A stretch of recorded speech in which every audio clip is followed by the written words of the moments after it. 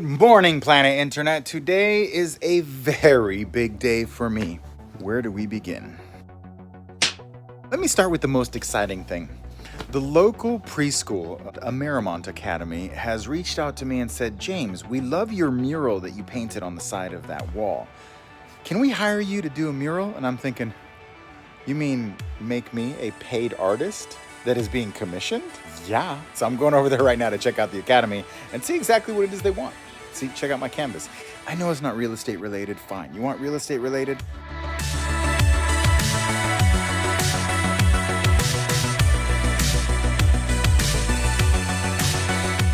I have an escrow closing today that we opened in November. That turned out to be the escrow from hell with a happy ending. Isn't that a good one? It's a good one.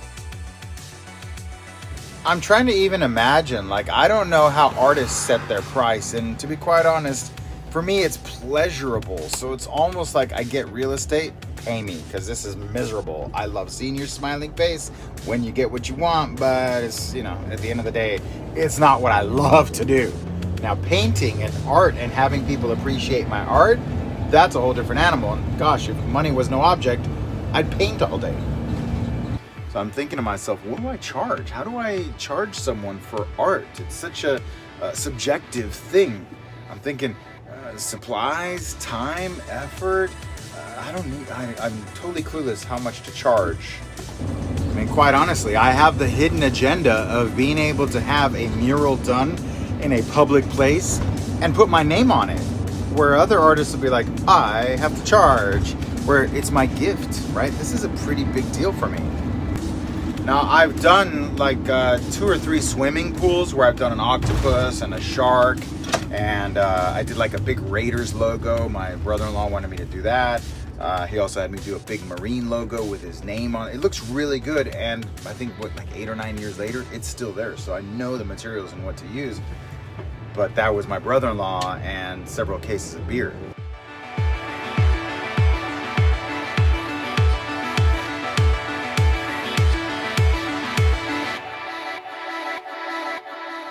All right, that was interesting and exciting. Definitely, she wants me to do the job.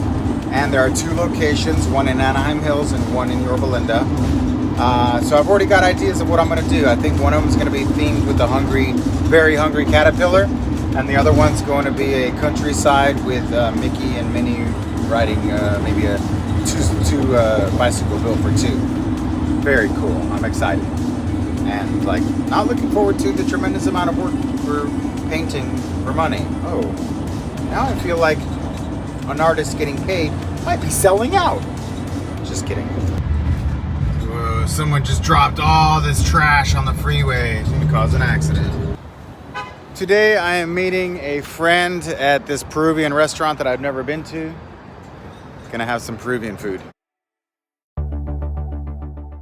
As every day is a very big day for me. Allow me to give you the recap. Let's see. One of my listings, they had to pull back off the market for a little while. Hopefully they come back. It is a good decision to sell in this market if you are leaving the state of California. The other one, the $1 million listing, we're negotiating, and the buyer is asking for things that may or may not be. Who knows? We'll see. I'm going there right now to see what can be pulled off. And then the smaller one that had virality had probably 45 people through the property from Friday to today, and 4 offers. 1 offer came in. Oh, you know what? Actually, this does have a story. The real estate market is bananas. There's multiple offers, bidding wars. So when I put a home on the market, most of my listings sell within a couple of days, and they get 6, 7, 10, 15 offers. Problem with that is that there are buyer's agents and buyers out there who keep trying to buy a house. They write offers and they keep getting outbid.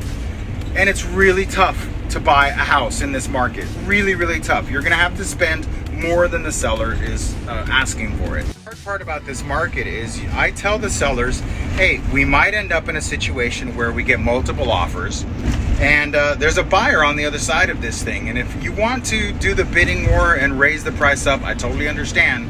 But after about 2 or 3 offers, it just makes sense that we're gonna be right in this pocket of price. Can we just take an offer and get it off the market and not tease a bunch of people thinking that they stand a chance in this thing? And most sellers yeah, no problem. If we get an offer, especially if it's above asking, let's wrap this thing up. What ends up happening in this marketplace is that buyer's agents go out and write 2 or 3 offers for their buyer on different houses. And now me as a listing agent, I'm like, hey, are you guys, is this the only offer you're putting on my house? Or does your buyer have offers out on other properties? And I'm finding a lot more agents are like, well, we've written on a couple of places and we're going to pick and choose. It's like, wait a second. You're competitive, but you're also being loosey-goosey. I don't quite understand. I feel like I'm being used. I'll get you this house if you don't cheat on me. At the end of the day, these are good problems. These are good problems to have. Having inventory, having listings in a buyer's market, that's exactly what you want to do. If you are looking to figure out how to get more inventory, you got to do what I do or spend a lot of money on marketing and hope that works out for you. And on a final note, I'm giving the snake juice diet one more try. It really feels pathetic to realize that if I just stuck to the snake juice diet, that I'd be at my ideal weight instead of being in the worst shape of my life because I'm letting business take over and letting my health suffer. Ugh, such is life.